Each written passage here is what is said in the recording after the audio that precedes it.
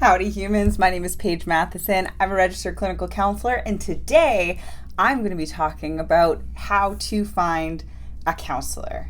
I've been a mental health professional since 2009, and even I have troubles navigating the system. So hopefully this video helps give you 5 tips on ways to find what you are looking for in a counselor. Here we go.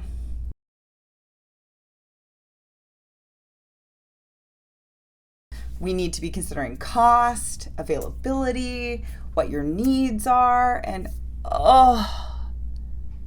it's just a headache even just thinking about it. And I know because I am a counselor, but also I've been a client for years of different counselors. So there's always barriers and always obstacles, and I want to help present some options to kind of help in the moment some practical options anyways, to help you kind of figure out how to find someone. Let's go. Number 1, do not look for a counselor when you're in crisis.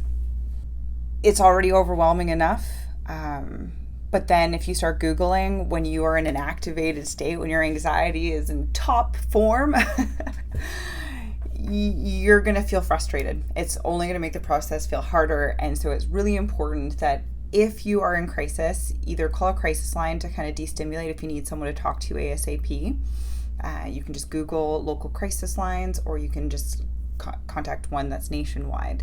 They're a free service, and you don't have to call only if you're experiencing dangerous thoughts.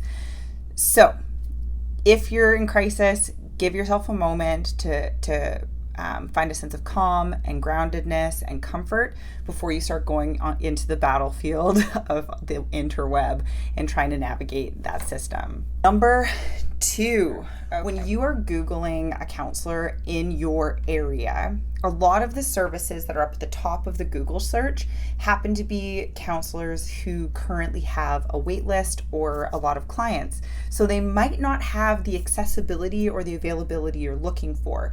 If that's what happens when you are going on a search and are hitting wait lists, go farther down the list. Maybe even start farther down the list.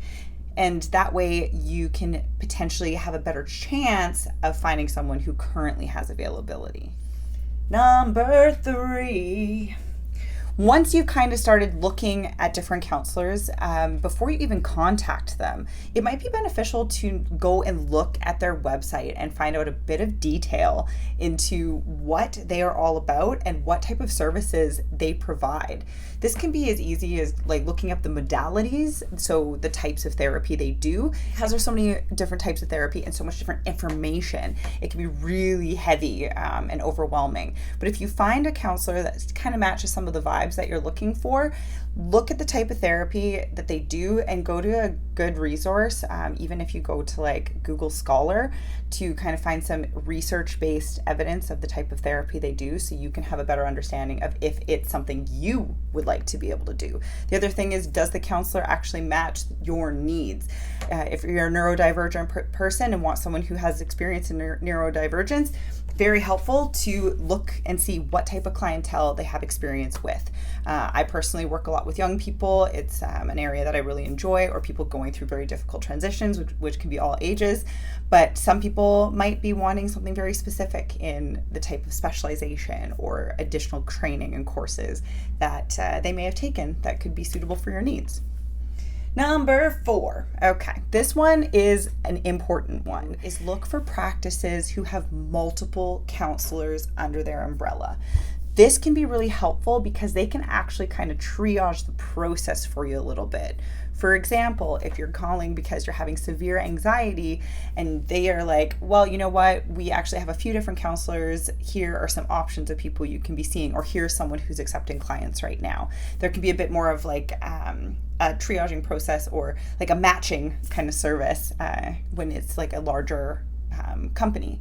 But again, they're not any better or worse than someone who is an individual person, but it might help you in navigating that system a little bit better.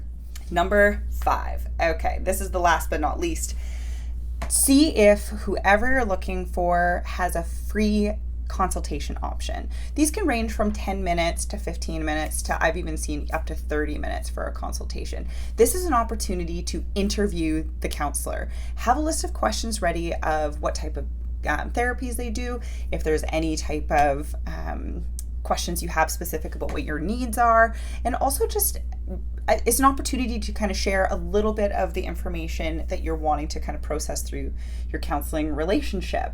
And that can be literally anything. And I know that it's really hard to share those vulnerabilities, especially with a stranger, typically virtually in a 15-minute quick little touch base, but it is an opportunity for you to get to know your counselor a little better and kind of see if your personalities vibe and if it feels like a natural fit. And bonus tip. Oh, this is a bonus tip. This might be beneficial for some people and maybe not for other, but the bonus tip is see if whoever you're looking up has a social media platform. If they're on Instagram, TikTok, YouTube, or any other type of way where you can kind of get a bit of a sense of who they are as a person and how they describe things and how they talk. In therapy, counselors should not be the ones who are doing all the talking, but they are going to speak at times. So if you are kind of wanting to know what kind of vibe they have, following them on social media could be really helpful in kind of deciphering if they're a good match for you without you having to take the time to like set up an appointment and all that jazz. So I hope this was a little bit helpful. I would love to hear from you in the comments if any of these tips have worked for you, or if you've had some bad experiences with any of these tips. Please let me know, because I'm always happy to clarify, or also I'm just very happy to get feedback and hear from other people of their experiences, because that's what helps make me a better counselor. And I hope that it also helps other people who are viewers. Answer them, slide into my DMs on any of my social media platforms.